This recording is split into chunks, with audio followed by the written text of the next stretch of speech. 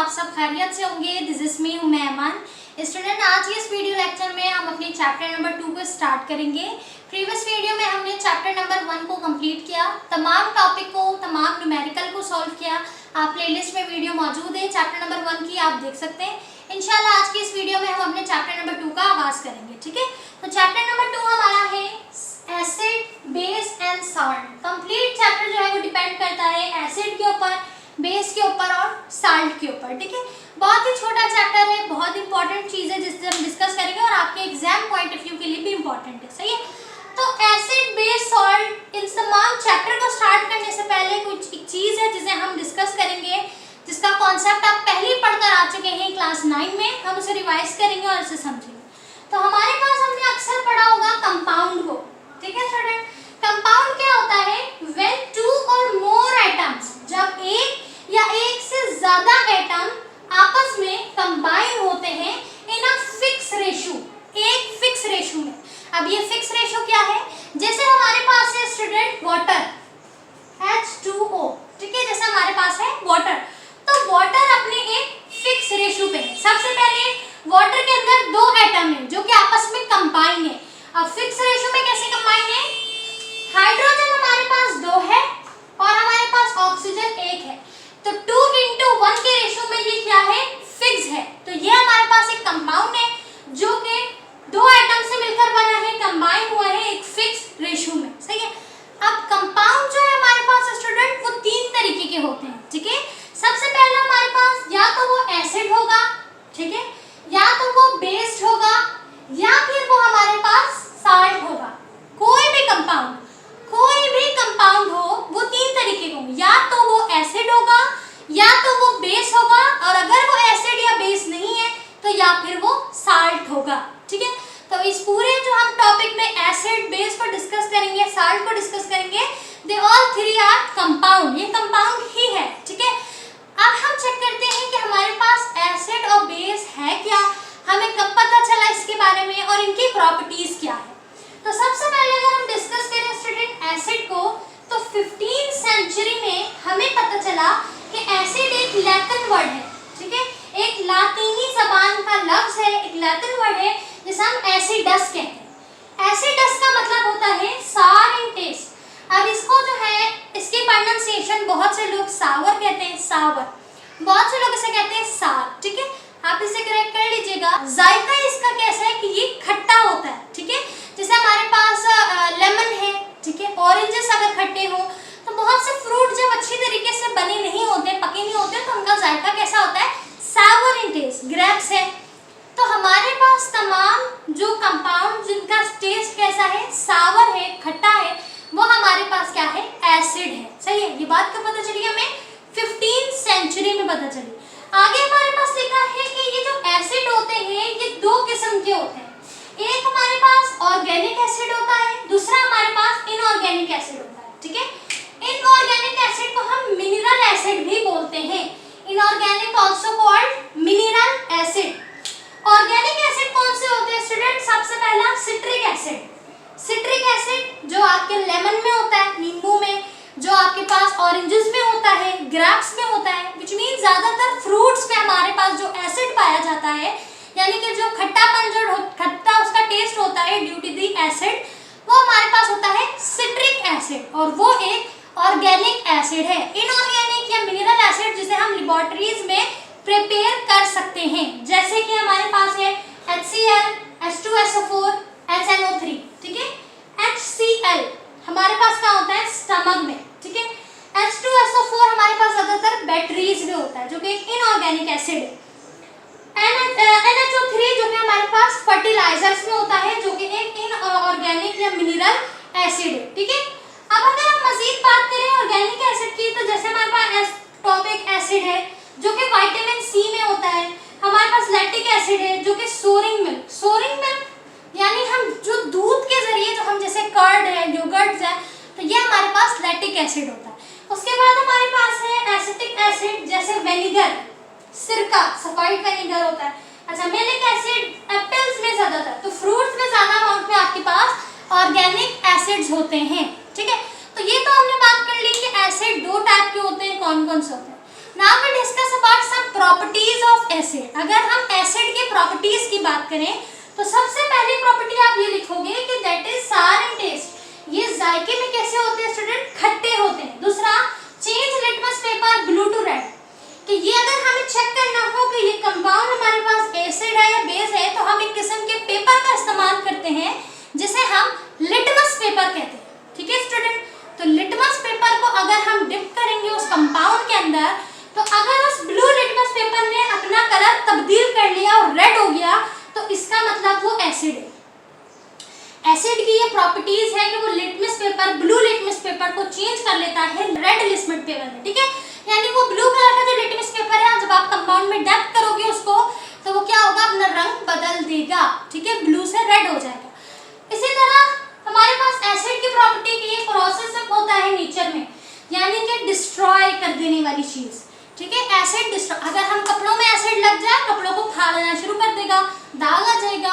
नुकसान करने वाला जो है वो एक कंपाउंड है एसिड, corrosive, डिस्ट्रॉय करने वाला है नेचर को। ठीक है, तो ये थी हमारे पास एसिड की प्रॉपर्टीज। आपके एग्जाम में क्वेश्चन आ सकता है, right some properties of acid and some properties of base. Now we discuss about base, कि बेस क्या होता है स्टूडेंट? बेस हमारे पास एज यूजुअल एक कंपाउंड है जो कि हमें 15th सेंचुरी में मालूम हुआ। ठीक है, कि हमारे पास जिसका बीटर टेस्ट हो, कैसा टेस्ट हो? बीटर, खट्टा नहीं, ठीक है, बल्कि कड़वा। ठीक है, खट्टा हमारे पास क्या है? एसिड है, सार एंड टेस्ट, सावर। लेकिन हमारे पास खट्टा जिसका जायका हो, कड़वा जिसका जायका हो, जैसे ज्यादातर मेडिसिन जो होती है वो कड़वी होती है। फ्रूट्स, मैंने आपको एग्जांपल दिया, जब वो अच्छे तरीके से पके ना हो, उसमें खट्टापन हो, that are like a acid. जैसे सिट्रिक एसिड था, लैक्टिक एसिड था, ठीक है, जैसे लेमन में, ऑरेंज में। लेकिन अगर हम बात करें ज्यादातर जो मेडिसिन होते हैं वो थोड़े कड़वे होते हैं। जैसे जो बच्चे होते हैं वो लेने भी नहीं मांगते, भाई मेडिसिन कड़वी कड़वी क्यों? क्योंकि उस पर टेस्ट होता है, कड़वा होता है, बीटर होता है। As usual they are base, जैसे कि बेस है हमारे पास। आगे हमारे पास लिखी है इसके प्रॉपर्टीज, जैसे कि सबसे पहला बीटर इन टेस्ट, जायके में कैसा? कड़वा। ठीक है, जायके में कैसा है? बिल्कुल कड़वा है। अच्छा, उसके बाद लिखा है change litmus paper red to blue, litmus paper को तब्दील कर लेता है, रेड को ब्लू कर देता है। ठीक है, एग्जाम्पल देखें अगर हम तो लिखा हुआ है sodium hydroxide is the example of base, calcium hydroxide, magnesium hydroxide, potassium hydroxide, they all are base. इस पार्ट में हमने डिस्कस किया हमारे पास एसिड और बेस को। तीसरी चीज जो कि थी साल्ट। ठीक है, ये हमारे पास है स्टूडेंट साल्ट। साल्ट को हम अलग से वीडियो में डिस्कस करेंगे, साल्ट की प्रिपरेशन को, साल्ट की मजीद प्रॉपर्टीज को, तमाम चीज़ों को हम अलग से डिस्कस करेंगे। अब हम चेक करते हैं केमिकल नेचर या फिर केमिकल कंपोजिशन ऑफ बेस और एसिड, के एसिड का केमिकल नेचर क्या है। ठीक है, ये नेचर में किस तरीके से पाया जाता है। तो हमारे पास कुछ थ्योरी जो है वो पेश की गई है एसिड और बेस को मालूम करने की। तो हम उस थ्योरी को डिस्कस करते हैं कि किस साइंटिस्ट ने कब जो है किस तरीके की थ्योरी हमारे पास पेश की गई और इसकी लिमिटेशन क्या है। अब स्टूडेंट, अब हम अगली हेडिंग को डिस्कस करते हैं जो कि हमारे पास है chemical nature and acid and base. Chemical nature of acid and base, जो कि आपकी बुक हेडिंग है concept of acid and base. ठीक है, दे बोथ आर सेम, आप इसके नेचर को ही बता रहे हैं कि एसिड का और बेस का नेचर कैसा है। सही है, तो एसिड की केमिकल नेचर को बताने के लिए हमारे पास 3 थ्योरी है। ठीक है, 3 थ्योरी हमारे पास जो है 3 साइंटिस्ट, 4 साइंटिस्ट ने हमारे पास जो है मिलकर 3 थ्योरी पेश की। ठीक है, सबसे पहली थ्योरी जो है हमारे पास वो है आर्रीनियस थ्योरी। आर्रीनियस थ्योरी सबसे पहले हम इसे डिस्कस करते हैं। आर्रीनियस थ्योरी जो कि 1880s में की गई थी, 1880s में हमें ये थ्योरी बताई गई थी। अब आर्रीनियस जो थे वो एक साइंटिस्ट थे जिन्होंने अपनी एक थ्योरी पेश की थी। अच्छा, आपने पहले भी पढ़ा होगा कि थ्योरी किस तरह पेश की जाती है। पहले ऑब्जर्वेशन की जाती है, जब कुछ ना कुछ ऑब्जर्व किया जाता है, हाइपोथेसिस किया जाता है, एनालिसिस किए जाते हैं, उसके बाद ही अपनी थ्योरी पेश की जाती है। थ्योरी पेश होने के बाद उसमें कुछ चेक भी हो जाता है, फिर उसमें कुछ लिमिटेशंस भी आ जाती हैं कि थ्योरी में आया ये थ्योरी बिल्कुल जैसी बताई गई है वैसे ही अमल कर रही है या इसमें कुछ लिमिटेशंस हैं। ठीक है, तो आर्रीनियस जो हमारे पास साइंटिस्ट हैं स्टूडेंट, उन्होंने कुछ ऑब्जर्वेशन की और अपनी उस ऑब्जर्वेशन के बाद एसिड और बेस के ऊपर अपनी थ्योरी को पेश किया। सही है,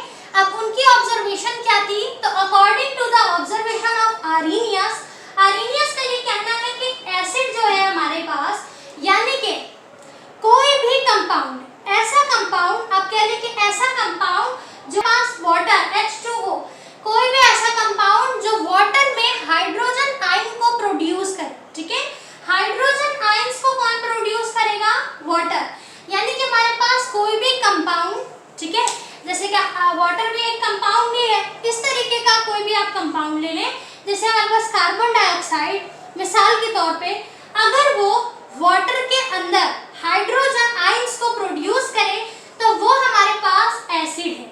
हमें दो कॉन्सेप्ट तो मिल गए कि कंपाउंड एसिड होगा या फिर बेस होगा। अभी हम साल्ट की बात नहीं कर रहे। कोई भी कंपाउंड जिसका फिक्स रेशियो है, या तो वो एसिड है या तो वो बेस है। अब हमें ये बात कैसे पता चलेगी कि वो एसिड है या बेस है? तो आर्हेनियस थ्योरी की ऑब्जर्वेशन और थ्योरी के मुताबिक हमें ये बात पता चलती है कि कोई भी कंपाउंड अगर वो वाटर के अंदर जाने के बाद हाइड्रोजन आयंस को प्रोड्यूस करेगा तो वो एसिड होगा। ठीक है, अब इसके डेफिनेशन में लिख सकते हैं those compound which produce hydrogen ions in the water, वही बात लिखेंगे। और आर्हेनियस ने ये बात कही कि अगर वाटर के अंदर जाने के बाद कंपाउंड ने हाइड्रोजन आयंस को प्रोड्यूस नहीं किया बल्कि OH ग्रुप को प्रोड्यूस किया तो वो हमारे पास क्या हो जाएगा? बेस हो जाएगा। ठीक है, आर्हेनियस ने कहा कि अगर वाटर ने हाइड्रोजन को आयन को प्रोड्यूस किया उस कंपाउंड ने तो एसिड है, लेकिन अगर उसने OH ग्रुप प्रोड्यूस किया वाटर के अंदर तो वो हमारे पास बेस है। तो आप यहाँ लिख सकते हैं कि those compound which produce OH group in the water. ठीक है, तो वो हमारे पास क्या है? बेस है। तो आर्हेनियस के अकॉर्डिंग हमें ये थ्योरी मिली गई, लेकिन जब इस थ्योरी को मजीद चेक किया गया तो इसमें ऑब्जर्व किया गया कि आर्हेनियस की थ्योरी के में कुछ लिमिटेशंस हैं। लिमिटेशंस क्या लगा दी गई? सबसे पहला कि हमारे पास कार्बन डाइऑक्साइड एक एसिडिक नेचर रखता है। कार्बन डाइऑक्साइड का अगर हम केमिकल नेचर देखें तो वो एसिडिक है, लेकिन कार्बन डाइऑक्साइड वाटर के अंदर जाने के बाद कोई भी हाइड्रोजन आयन को प्रोड्यूस नहीं करता। लेकिन आर्हेनियस ने कहा कि एसिड जो होगा कंपाउंड वाटर में जाके आयंस को प्रोड्यूस करेगा, मगर कार्बन डाइऑक्साइड चूंकि हमने कहा कि ये एक एसिडिक है तो इसने तो वाटर में जाके कोई आयंस हाइड्रोजन का प्रोड्यूस नहीं किया। तो इसका मतलब कि ये बात क्या हो गई? फॉल्स हो गई। इसमें कुछ लिमिटेशंस आ गई। इसी तरीके से हमारे पास NH3 एक कंपाउंड है। सबने कहा NH3 एक बेसिक नेचर, यानी कि NH3 का केमिकल नेचर क्या है? बेस है। जब NH3 को चेक किया गया तो NH3 वाटर के अंदर कोई OH ग्रुप प्रोड्यूस नहीं कर रहा। इसका मतलब क्या हुआ कि इसमें भी कोई ना कोई लिमिटेशंस आ गई। तो जब आर्हेनियस को ये मालूम हुआ तो आर्हेनियस की थ्योरी ने हमें क्या कहा कि हमारे पास ये सिर्फ ओनली एप्लीकेबल है इन एक्वस सॉल्यूशन। ठीक है, कि ये सिर्फ वाटर के अंदर ही एप्लीकेबल है।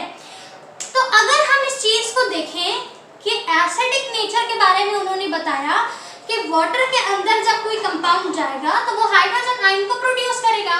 और आपको ये बात मालूम है स्टूडेंट कि जब हाइड्रोजन आयन वाटर के साथ मिलेगा तो वो 1 मिनट भी रुकेगा नहीं बल्कि रिएक्ट करेगा, रिएक्शन करेगा, और रिएक्शन करने की सूरत में H3O पॉजिटिव बनाएगा, यानी हाइड्रोनियम बना देगा। ठीक है, तो ये बात भी क्या हो गई? फॉल्स हो गई। तो इस वजह पर हम किसकी थ्योरी पर अप्लाई नहीं करते? आर्हेनियस की थ्योरी की कुछ ना कुछ लिमिटेशंस आ गई। सही है, आर्हेनियस थ्योरी के मुताबिक आर्हेनियस ने बताया कि एसिड जो है कोई भी कंपाउंड वाटर के अंदर हाइड्रोजन आयन को प्रोड्यूस करेगा तो वो एसिड है, कोई भी कंपाउंड वाटर के अंदर OH ग्रुप को प्रोड्यूस करेगा तो वो बेस है। लेकिन जब हमने देखा कि कार्बन डाइऑक्साइड एसिडिक है लेकिन वो कोई हाइड्रोजन के आयंस को प्रोड्यूस नहीं कर रहा, साथ ही हमने देखा HN3 बेस है लेकिन कोई OH ग्रुप को वाटर में प्रोड्यूस नहीं कर रहा, तो हमें ये बात मालूम हुई कि ये सिर्फ एप्लीकेबल है वाटर के अंदर। लेकिन वाटर जो है उसके अंदर हाइड्रोजन आयंस कभी भी एग्जिट नहीं करता, कभी भी नहीं रुकता। ठीक है, तो फिर क्या होता है जब वाटर और हाइड्रोजन आयंस मिलते हैं तो वो फौरन क्या होते हैं? रिएक्ट कर लेते हैं, रिएक्शन बना लेते हैं और रिएक्शन की सूरत में प्रोड्यूस करते हैं हाइड्रोनियम को। तो इसका मतलब कि हाइड्रोजन आयंस तो प्रोड्यूस हुआ ही नहीं, क्योंकि वो प्रोड्यूस होते साथ ही रिएक्ट कर लिया और हाइड्रोनियम बन गया। वहां तो हमें हाइड्रोजन आयंस नहीं नजर आया बल्कि हाइड्रोनियम नजर आया। तो इसका मतलब कि आर्हेनियस की थ्योरी जो है उसमें कुछ लिमिटेशंस आ गई हैं, इसीलिए हमारे पास अगली थ्योरी को प्रेजेंट किया गया आर्हेनियस थ्योरी के बजाय। अगली थ्योरी हमारे पास क्या थी? बोर्नस्टेन-लॉरी थ्योरी। ठीक है, ये हमारे पास दो साइंटिस्ट हैं, एक है बोर्नस्टेन दूसरे हैं लॉरी। अब हम इनकी थ्योरी को डिस्कस करते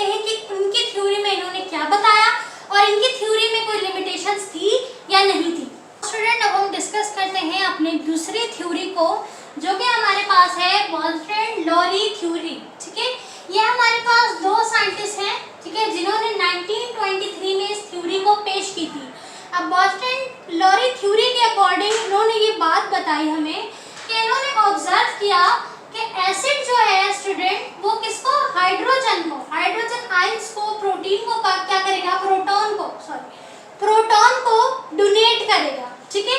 जबकि बेस हमारे पास हाइड्रोजन आइंस यानी कि प्रोटॉन को एक्सेप्ट करेगा, ठीक है। अच्छा, यहाँ पर इसको, इनकी थ्योरी को मजीद डिस्कस करने से पहले एक छोटा सा कॉन्सेप्ट है जिसको क्लियर करना बहुत जरूरी है। तो पहले हम उसे समझते हैं।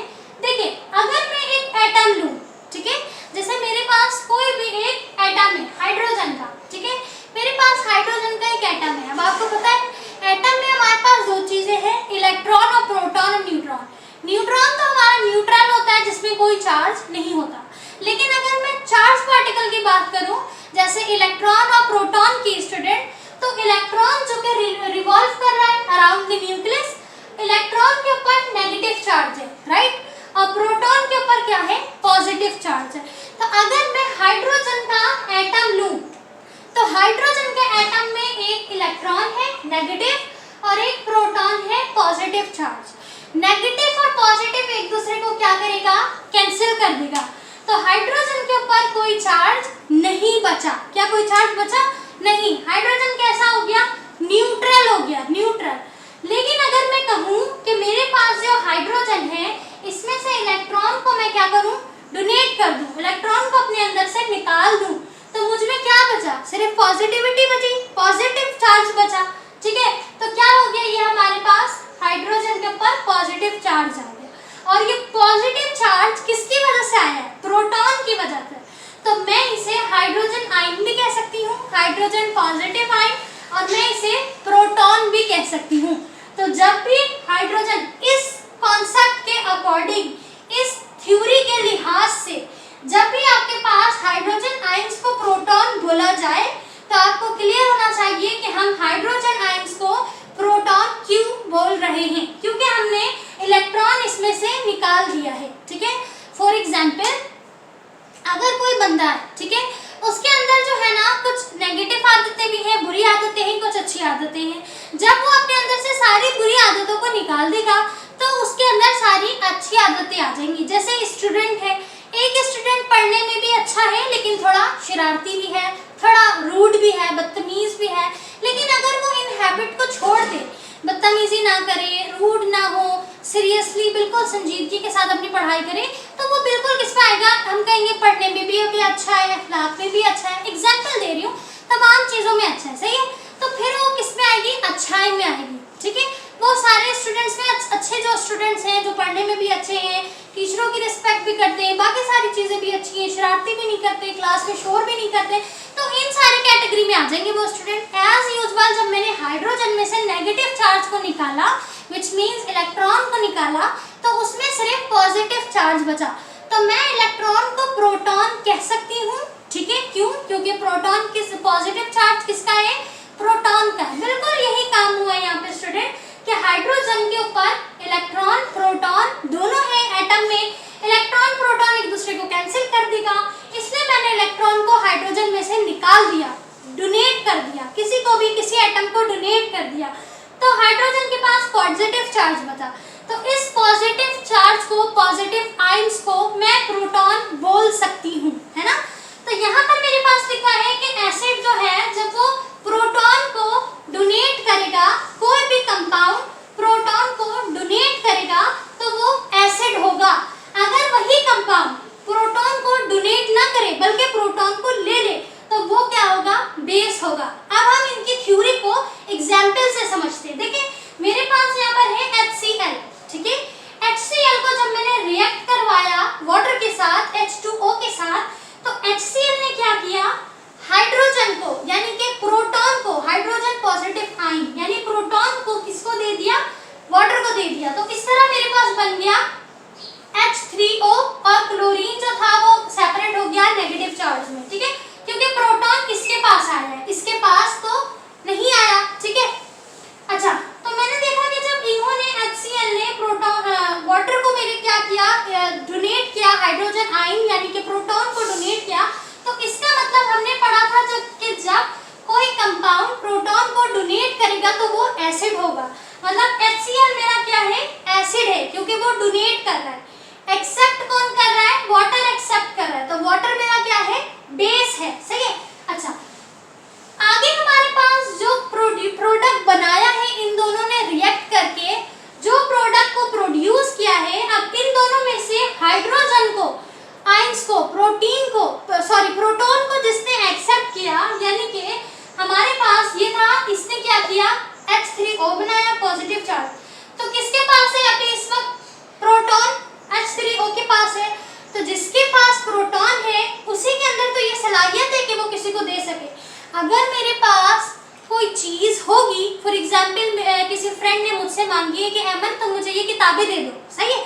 अगर मेरे पास वो किताबें मौजूद होगी और उसकी हेल्प के लिए मैं उसे डोनेट कर दूंगी, उसे दे दूंगी, व्हिच मींस कि मेरे पास है, सलाहियत है, वो चीज मेरी है, मैं देने के काबिल हूँ, तो मैं दे रही हूँ। अगर मुझे जरूरत हो कि यार तुम मुझे अपनी किताबें दे दो, मेरे पास नहीं है, ठीक है, तो मैं क्या हुई, मैं हो गई कॉन्जुगेटेड एसिड, क्योंकि प्रोटॉन इसके अंदर है, इसमें ये सलाहियत है कि ये प्रोटॉन को मजीद डोनेट कर सकता है, that is are conjugated acid, और ये हो गया कॉन्जुगेटेड बेस, सही है। तो जिसमें प्रोटॉन आ गया वो मजीद प्रोटॉन को दे सकता है, कॉन्जुगेटेड एसिड, क्योंकि एसिड के पास प्रोटॉन होगा, proton means hydrogen ions, base तो एक्सेप्ट करेगा, तो इसके पास नहीं है, इसको जरूरत पड़ेगी इससे लेने की, ये मजीद किसी को नहीं दे सकता, तो ये क्या है, कॉन्जुगेटेड बेस है, ठीक है। तो हमेशा कॉन्जुगेटेड एसिड का अपना कोई ना कोई कॉन्जुगेटेड जो है वो बेस होगा, कॉन्जुगेटेड बेस का अपना कोई ना कोई कॉन्जुगेटेड एसिड होगा, ठीक है। तो इस तरीके से हमारे पास जो बॉल्स्टैंड-लॉरी की थ्योरी थी, उनकी थ्योरी में बेसिकली हमें ये बताया गया कि वो तमाम कंपाउंड जो प्रोटॉन को यानी हाइड्रोजन आयंस को डोनेट करेंगे वो हमारे पास एसिड होंगे, और जिसको डोनेट करेंगे, जिसके पास आ जाएगा, वो कॉन्जुगेटेड एसिड है। और जो हमारे पास कंपाउंड इस काबिल नहीं है कि वो डोनेट करें, बल्कि वो एक्सेप्ट करेंगे हाइड्रोजन आयंस को या प्रोटॉन को लेंगे, तो वो हमारे पास क्या कहलाएंगे, बेस कहलाएंगे, ठीक है। लेकिन इनकी थ्योरी को भी एक्सेप्ट नहीं किया गया, क्यों, क्योंकि इनकी थ्योरी में कुछ लिमिटेशंस आ गए। अब वो लिमिटेशंस क्या है हमारे पास, तो उन्होंने जो है कुछ कंपाउंड को एक्सप्लेन नहीं किया, उनके एसिडिक नेचर को एक्सप्लेन नहीं किया, could not explain acidic nature of compound. अब वो कंपाउंड कौन से थे, जैसे CO2, SO3, ठीक है। CO2, SO3 जो है, इनमें सलाहियत नहीं है कि ये हाइड्रोजन आयंस को यानी प्रोटॉन को डोनेट कर सके, लेकिन इनको एसिड में रखा गया है। तो सवाल ये बनता है, जब इनमें ये सलाहियत है नहीं कि ये डोनेट कर सके, तो ये एसिड कैसे हुए, ठीक है। दूसरी बात, बिल्कुल एज यूजुअल, इन्होंने could not explain basic nature of compound like NaOH। Sodium hydroxide में हमारे पास OH ग्रुप मौजूद नहीं होता, ठीक है ना, इनके पास जो है ये सलाहियत नहीं है कि ये OH रखें। तो इस तरीके के जो हमारे पास सवालात आ गए कि ये कंपाउंड है, इनको हमने एसिडिक नेचर में रखा है, लेकिन आपकी थ्योरी के अकॉर्डिंग ये प्रोटॉन को तो नहीं निकाल रहे, ये प्रोटॉन को डोनेट नहीं कर रहे, तो फिर ये किस तरीके से आपकी थ्योरी जो है वो एप्लीकेबल होगी। कि इन लिमिटेशन की वजह कर बॉल्स्टैंड-लॉरी की जो थ्योरी थी उसको एक्सेप्ट नहीं किया गया। नाउ हमारे पास जो नंबर 3 थ्योरी जो है, तीसरी थ्योरी जो हमारे पास पेश की गई थी, वो कब दी गई थी और उसमें क्या चीज़ें जो है वो ऑब्जर्व की गई थी और उनकी लिमिटेशन थी या नहीं थी, इस तमाम चीज़ों को हम इंशाल्लाह नेक्स्ट वीडियो में डिस्कस करेंगे। अब तक की वीडियो में अगर आपको तमाम टॉपिक समझ आया होगा तो वीडियो को ज़रूर लाइक करें। कोई भी चीज़ जो आपको ना समझ आया आप बिल्कुल पूछ सकते हैं। इस वीडियो को ज़्यादा से ज़्यादा शेयर करें ताकि बाकी स्टूडेंट को भी इससे ज़्यादा फ़ायदा मिल सके। Thank you so much for watching. अपना रखिए बहुत सारा ख्याल। Take care. अल्लाह हाफिज़।